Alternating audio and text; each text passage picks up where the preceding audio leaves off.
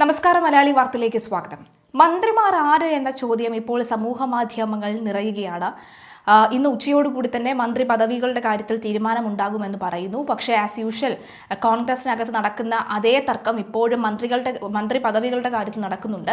തിരുവഞ്ചൂർ രാധാകൃഷ്ണൻ സ്പീക്കറാകും എന്ന് പറഞ്ഞിരുന്നുവെങ്കിലും തനിക്ക് സ്പീക്കർ സ്ഥാനം വേണ്ട, മറിച്ച് മന്ത്രിസ്ഥാനം തന്നാൽ മതിയാകും എന്നുള്ളൊരു ആവശ്യം മുന്നോട്ട് വെച്ചിട്ടുണ്ട്.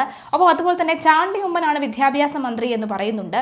പക്ഷേ മുസ്ലിം ലീഗിൽ നിന്നുള്ള 5 MLA മന്ത്രിയായി വരുമ്പോൾ വിദ്യാഭ്യാസ വകുപ്പ് മുസ്ലിം ലീഗ് വിട്ടുകൊടുക്കാനുള്ള സാധ്യത വളരെ കുറവാണ്. അതുകൊണ്ട് തന്നെ ചാണ്ടി ഉമ്മൻ വിദ്യാഭ്യാസ മന്ത്രി ആകേണ്ട ആവശ്യമില്ല എന്നൊരു തർക്കം നടക്കുന്നുണ്ട്. എന്തായാലും ഇന്ന് വൈകുന്നേരത്തോടു കൂടി തന്നെ മന്ത്രിമാരുടെ പദവികൾ കുറിച്ചുള്ള കൂടുതൽ വ്യക്തത വരും.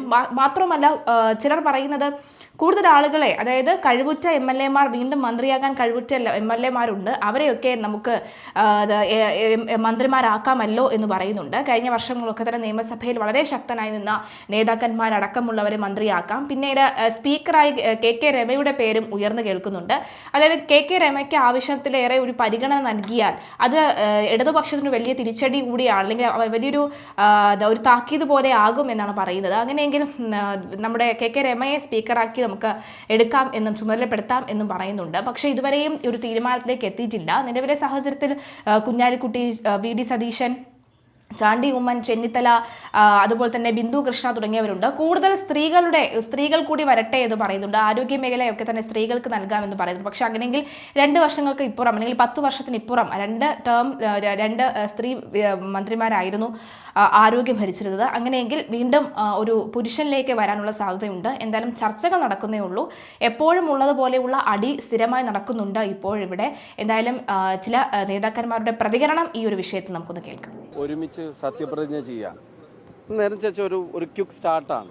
മുഖ്യമന്ത്രിയുമായിട്ട് ബന്ധപ്പെട്ട കാലതാമസമൊക്കെ വെറും 10 ദിവസത്തെ, മറ്റ് പല സംസ്ഥാനങ്ങളിലെ കാര്യങ്ങളും 11 ദിവസത്തെ, 11ാം ദിവസം വന്നല്ലോ. അപ്പം അതൊക്കെ പറഞ്ഞു. പക്ഷേ നാളെ എല്ലാ മന്ത്രിമാരും ഒരുമിച്ച് സത്യപ്രതിജ്ഞ ചെയ്യാണ് UDFന്റെ. അപ്പോൾ ടീം UDFന്റെ ലോഞ്ചാണ്. കേരളത്തോട് UDF പറഞ്ഞ വാക്കുകൾ പാലിക്കുന്ന ആ ദിവസങ്ങൾ വരാൻ പോവുകയാണ്. അപ്പം സ്റ്റേറ്റിൻ്റെ എല്ലാ കാര്യങ്ങളും പരിഗണിച്ച് ജനത ആഗ്രഹിക്കുന്ന തീരുമാനം എടുക്കുന്ന ഒരു ഗവൺമെൻറ്റിൻ്റെ പ്രവർത്തനങ്ങളാണ്. അതിൻ്റെ അന്തിമ ചർച്ചകളാണ്. വലിയ കോലാഹലങ്ങളും ബഹളങ്ങളൊന്നുമില്ല. നിങ്ങൾ പറയുന്നത് പോലത്തെ, ചില മാധ്യമങ്ങൾ പറയുന്ന പോലത്തെ തർക്കങ്ങളുമില്ല. എല്ലാ ഓപ്ഷൻസും പരിശോധിച്ച് ഒരു പ്രൊപ്പോസൽ AICC അംഗീകരിക്കും. അതുപോലെ ഘടകകക്ഷികളുമായിട്ടുള്ള ചർച്ചകൾ സ്മൂത്തായിട്ട് നടക്കുന്നു.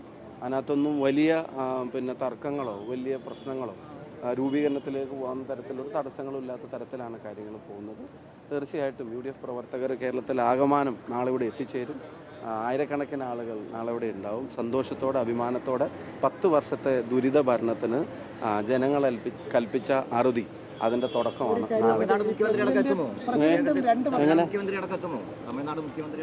അതിനെ സംബന്ധിച്ച് വ്യക്തമായ ധാരണ എനിക്കില്ല. എല്ലാവരും എത്തണം എന്നാണ് ആഗ്രഹം.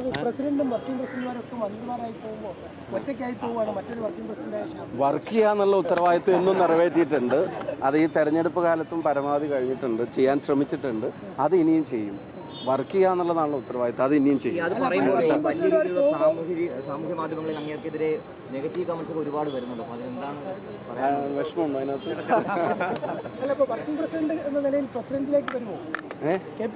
എന്റെ പൊന്നാണ് അപ്പൊ ഉള്ളിടത്ത്